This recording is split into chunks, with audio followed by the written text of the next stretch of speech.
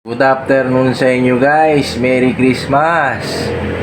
Sa video na ito, ako ay mag-ensayo dahil susulitin ko yung bakasyon. May mga naka-line up na rides. Bago man lang magpasukan ako'y nakapaglakwatsa na at nakapag-exercise pa dahil nakaka-stress din yung puro trabaho. Bale, ako ay iikot lang sa Pura Tarlac at Victoria Tarlac pabalik dito sa Erona Tarlac. Bale, pang recovery at pang ensayo na rin dahil syempre kailangan ng mas maraming pahinga sa bakasyon dahil next year trabaho na naman at baka sobrang busy ng susunod na taon. Huwag na natin itong patagalin. Tara na at mag-ride out na. Let's go!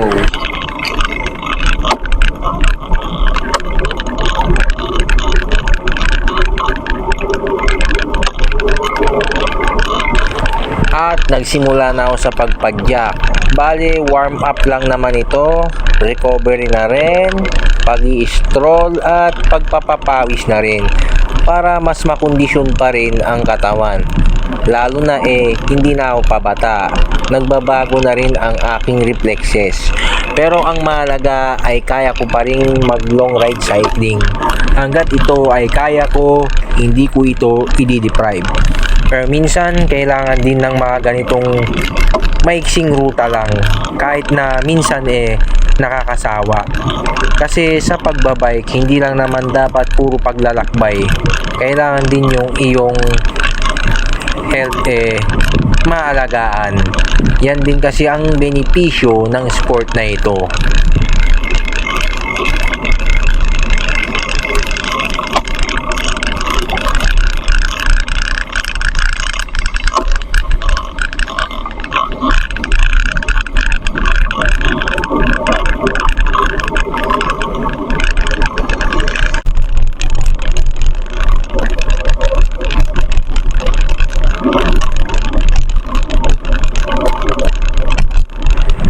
Kung mapapansin sa paligid napakapayapa lang dahil halata namang nakapokus sa Pasko ang lahat ng tao.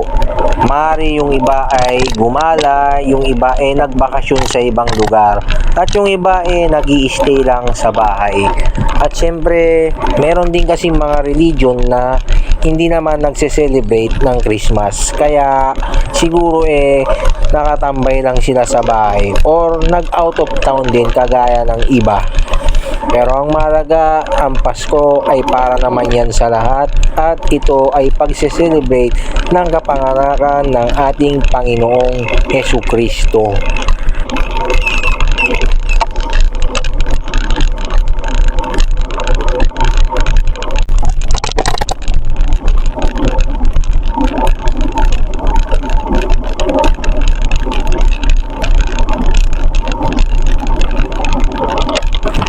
Nung hindi ko pa natutunang gumawa ng vlog or content creating, madalas ko naman itong binabike ang Erona hanggang Pura. Tapos tatambay lang dun sa plaza, tapos uuwi na rin. Pampawala lang ng stress at konting unwind lang. Pero mas unwind ko talaga kapag ako ay naglo-long ride papunta sa mga malalayong lugar na kaya ko. Siyempre, doon lang tayo sa kaya natin. Huwag nating gagawin ang mga bagay na alam naman nating imposible at makakasagasa na rin ito sa ating personal life.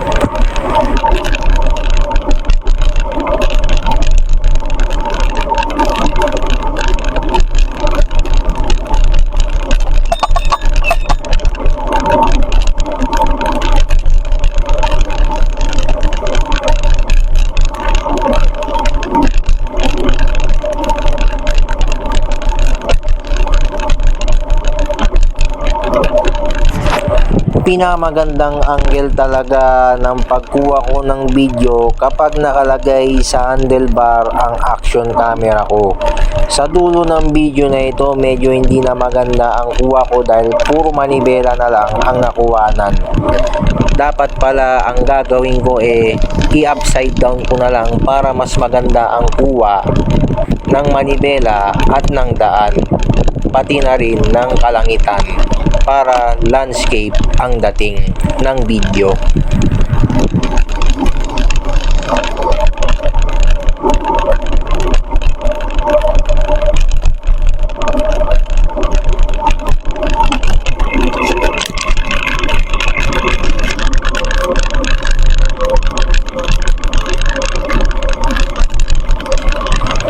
Buti naman at nakisama ang panahon maski papano man lang. Ngunit sa dulo ng video na ito ay mayroong hindi inaasahang pangyayari. Pero ganun talaga, hindi natin hawak ang weather. Ang mahalaga lagi tayong handa sa magiging possible na pwedeng mangyari.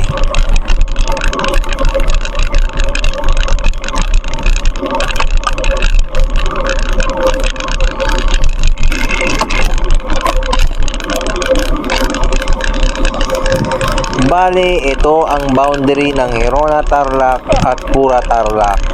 Napakalapit lang. At malapit lang din dito ang Tarlac Pangasinan La Union Expressway Pura or Herona exit. Marami ring bus na paluwas at pauwi ang nag-stop over dito. Dahil karamihan talaga ay via Tiplex na at konti na lang ang dumadaan ng Tarlac City.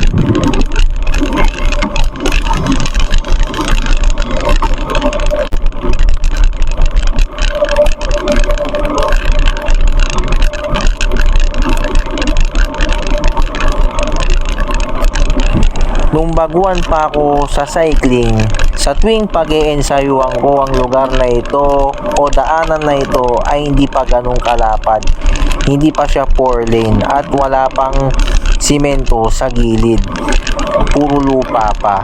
Pero malaking bagay na rin yan para sa mga nagbabike at nagmomotor para makagilid. Lalo na marami na ring dumadaan na buses at trucks dito dahil sa may expressway na nga dito. At kung makikita nyo dyan sa eksenang yan, maraming nakastop over na mga bus company na Victory Liner at 5 Star. Bare, convenient ito sa mga taga-Pura dahil malapit na lang sa kanila ang sakayan ng bus. Kung sa mga taga-Herona naman, convenient din dahil dun naman sa highway o sa barangay Abagon ay makakapag-abang ka na ng bus paluwas o pauwi.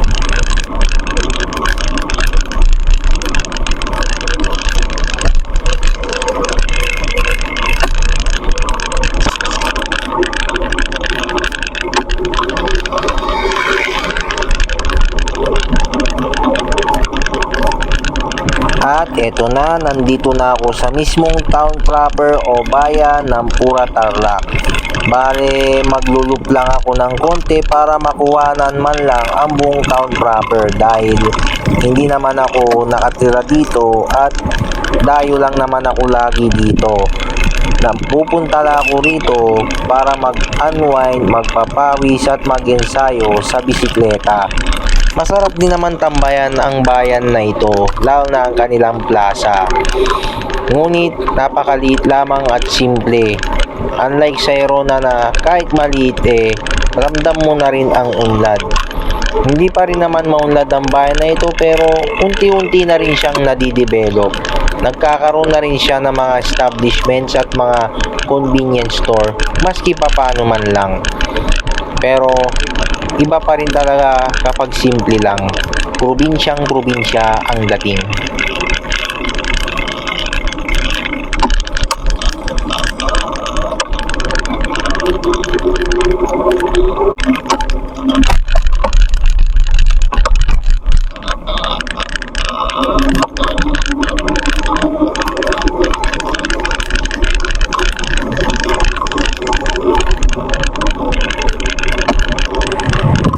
Minsan kahit pa ganito-ganito lang, kahit pa-stroll-stroll ka lang muna, nakakalibang din dahil nakakita ka ng iba't ibang tao at matututo ka ring makisalamuha.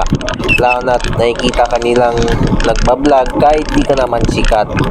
Pero ang pagbablog mo lang naman ay pang-collecting lang ng memories.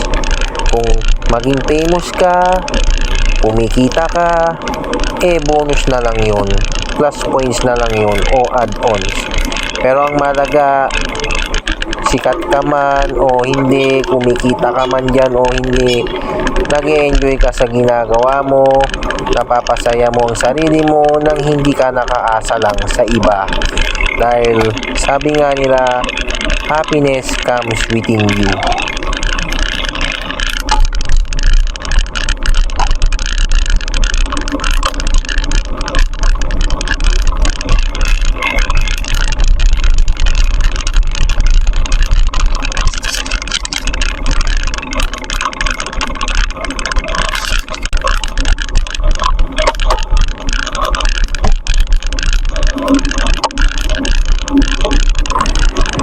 Simple nature din dito sa plaza ng Pura Tarlac.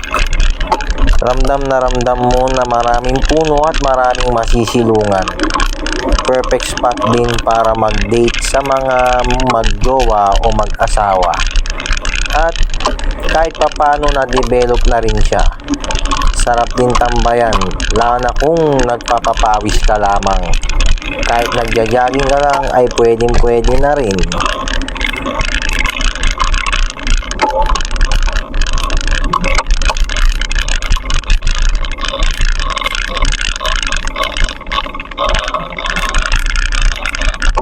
Ayan guys, nandito na ako sa plaza ng Pura Tarlac. Pahinga lang saglit, tsaka konting wandering by muna. Maraming beses na ako nagbabike dito. Pang-ensayuan na lang. Along with Tagumbao Bridge, tsaka Barangay Nambalan, Santa Ignacia, Tarlac. Ang ganda rin pala ng kanilang pelen, no? Merry Christmas. Bale, warm up lang ito, recovery, tsaka practice lang. Secret na lang muna yung mga titirahin ko niyan nitong bakasyon.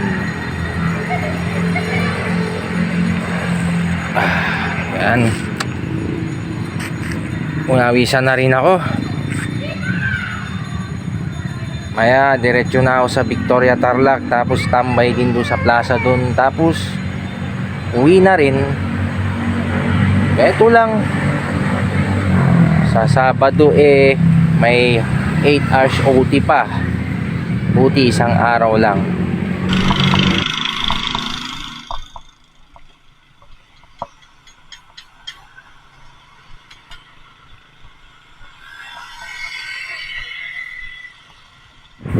At muli nang nagpatuloy sa pagpadyak para dumiretso na sa bayan ng Victoria Tarlac. Mahaba-haba rin ang dadaanan, ngunit mula sa Herona Tarlac hanggang Victoria Tarlac ay magkasing layo lamang ng Herona Tarlac to Tarlac City. Nasa 14 kilometers lang.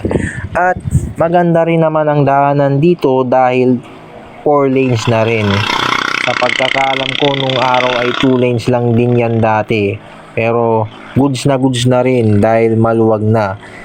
Safe na safe ka pa dahil konti lang naman yung mga sasakyan na dumadaan. Ang hindi lang talaga safe kapag madaling araw o gabi ka dadaan dito ay maraming mga asong maghahabol sa'yo dahil may mga bahay-bahay at 2 barangay ang dadaanan mo bago ka makarating sa town proper ng Victoria Tarlac.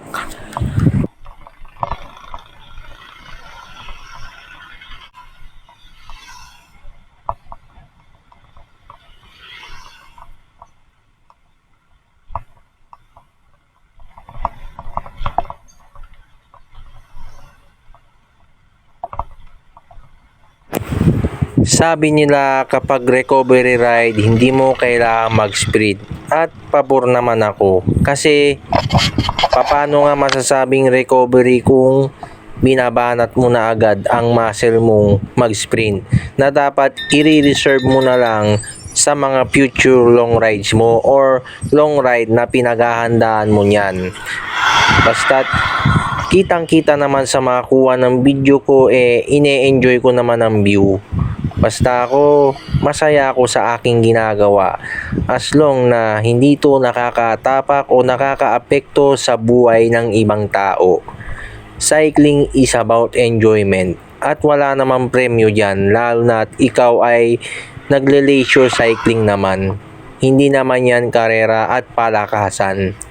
Just enjoy the ride and enjoy every moment of your life.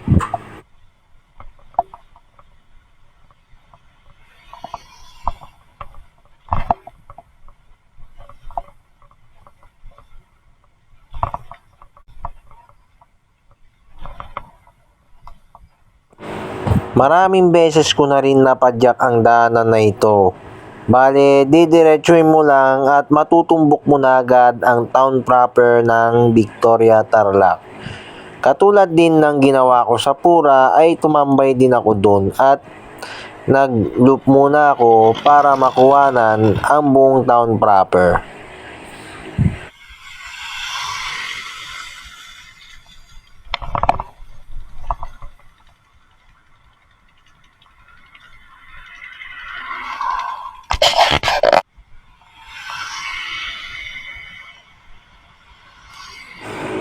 Buti na set up ko ng maayos dito ang action camera ko kahit naka-upside down. Nakikita naman ang buong landscape kahit papano kasama ang manibela ng bisikleta ko para pruweba na ako ay nakabike talaga. Kasi dun sa handlebar daan lang ang nakikita pero yun ang pinaka the best na point of view na posisyon ng aking action camera.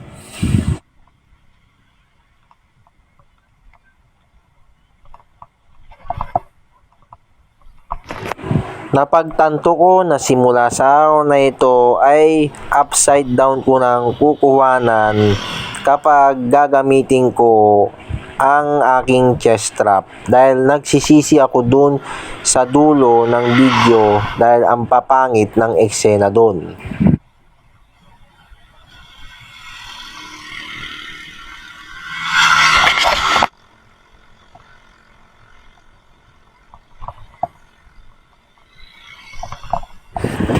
Malapit na ako sa town proper ng Victoria, Tarlac. Marami na akong picture na nag-selfie ako nang nakabike doon. Kaya hindi na ako nagse-selfie kapag ganitong gumagawa na ako ng content video tapos ganito lang naman ang ruta ko. Sa mga extreme rides ko na lang yun ginagawa or kung kailan ko napipil.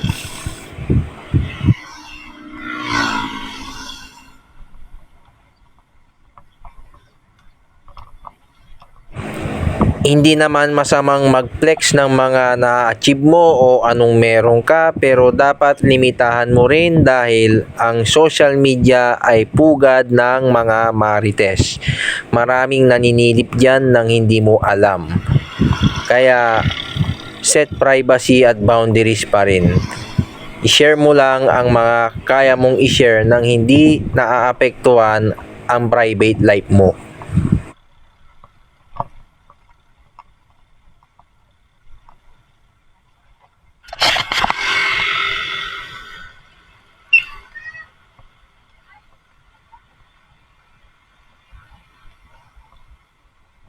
At eto na, nakarating na ako sa bayan ng Victoria, Tarlac. Bale, maglulup din ako kagaya ng ginawa ko sa bayan ng Pura, Tarlac para makuhanan din ang town proper. Tapos magpapahinga muna saglit bago umuwi ng Herona, Tarlac. Marami akong nakitang bargain dito. Palagay ko malapit na ang kanilang piyesta. Katulad din ng sa Herona, nagkakaroon din ng bargain kapag malapit na ang piyesta o kung saang bayan man yan.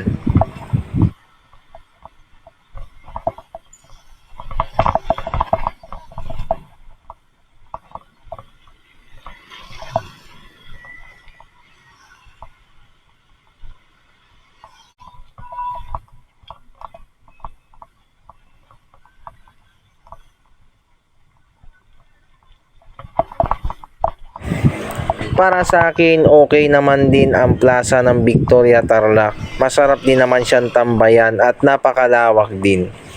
Perfect spot din para mag short rides or mag stroll, pati na rin mag jogging. Masarap din siyang tambayan, katulad ng mga ibang plaza. Halos lahat naman ng plaza ay okay naman para sa akin. Ang akin lang naman nakakapagpasyal-pasyal ako kahit bisikleta lang ang gamit ko. Pero sana matuto rin ako mag-drive dahil hindi lang naman sa pagbabike umiikot ang buhay ko.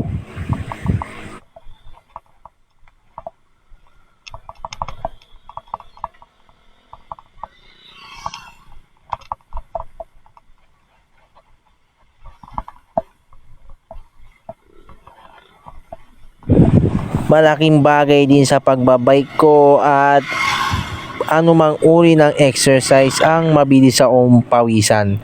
Ngunit nakakaya ito sa ibang tao dahil kahit wala akong ginagawa tagaktak na tagaktak ang aking pawis. Iba na rin klase kasi ang panahon ngayon. Mainitan ka lang ng konti papawisan ka na talaga. Hindi katulad ng malamig ang panahon, kahit may araw hindi ka tatagaktak ng pawis.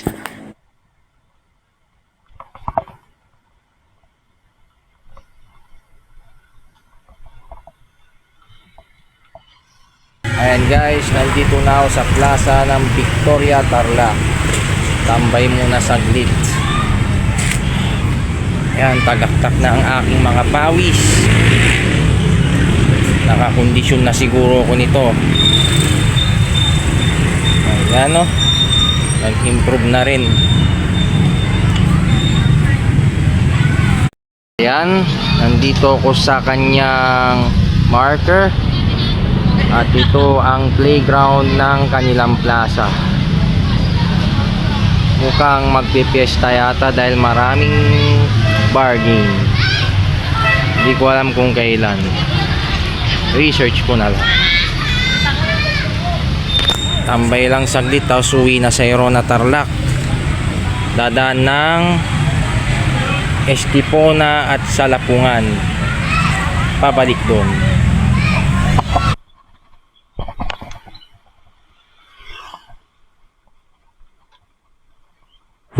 At eto na, pauwi na ako.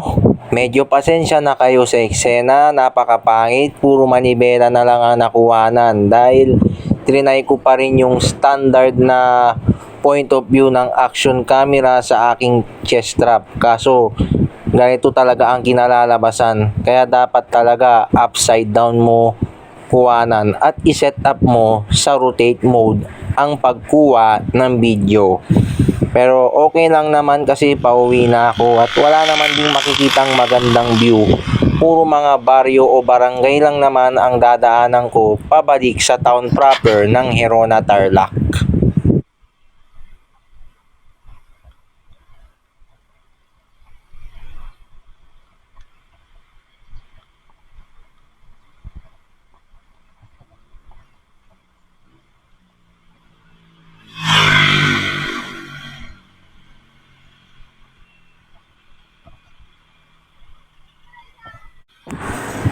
Bale, kinat ko na yung ibang eksena dahil wala rin namang magandang view kundi itong manibela ko lang na nakikita at yung daan mismo.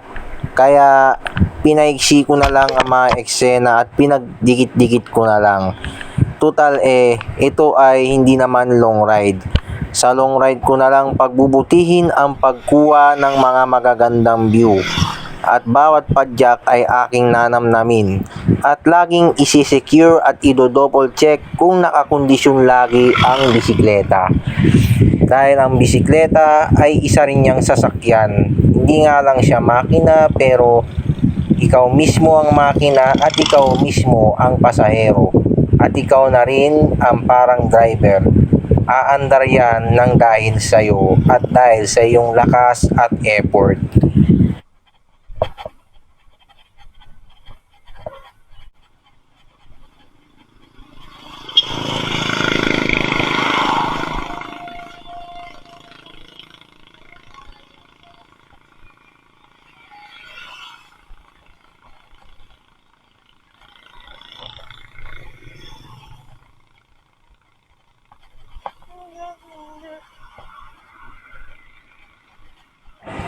Bago ko makauwi sa aming bahay ay may isang bagay na hindi inaasahang mangyari at yun ay naabutan ako ng ulan. Pero dumiretso muna ako sa plaza ng Herona Tarlac at bago ko maabutan ng ulan tumambay at nagpahinga muna ako sa tindahan para bumili ng maiinom. At nag-wandering by muna ako sa plaza ng Herona Tarlac at kinuhanan ko ng video ang ganda ng buong plaza para naman fair sa mga plaza na dinaanan ko.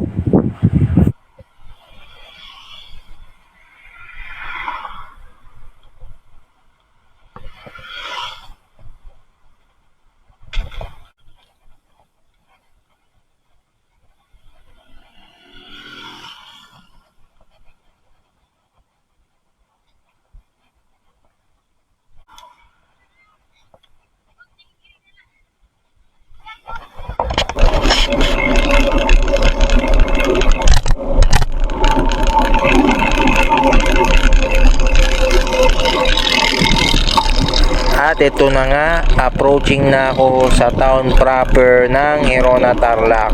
Pero sa eksenang ito ay nagsisimula ng mag-atik-atik. Hindi lang nahahalata sa kuha ng aking action camera. Ngunit, ganun talaga, may mga bagay na talagang hindi natin kontrolado tulad ng panahon, oras, sitwasyon at kung anong iniisip ng ibang tao sa atin. Bale, hindi na dapat natin pinoproblema yun.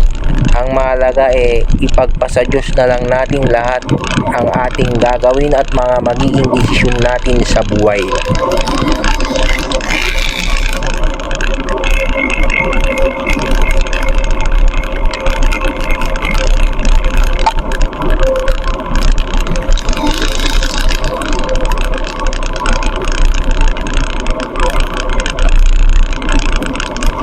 Buti na lang konti lang ang mga sasakyan. Bale, safe na safe din ang pag-stroll at short ride ko na ito sa mga ganitong oras. Ngunit kitang-kita rin sa eksena nito na makulimlim ang kalangitan at halata naman din sa kuha ko na may talsik ng ulan dahil sa waterproof case ng aking action camera. Medyo minadali ko na rin ang pagtapos ng video dahil lumalakas na ang ulan. Ang mahalaga ramdam mo pa rin ang diwa ng Pasko kahit ganito lang. At nakaprepare na ako sa mga future long rides ko, if ever man. Iba pa rin talaga kapag pinaghahandaan mo ang iyong magiging laban sa buhay.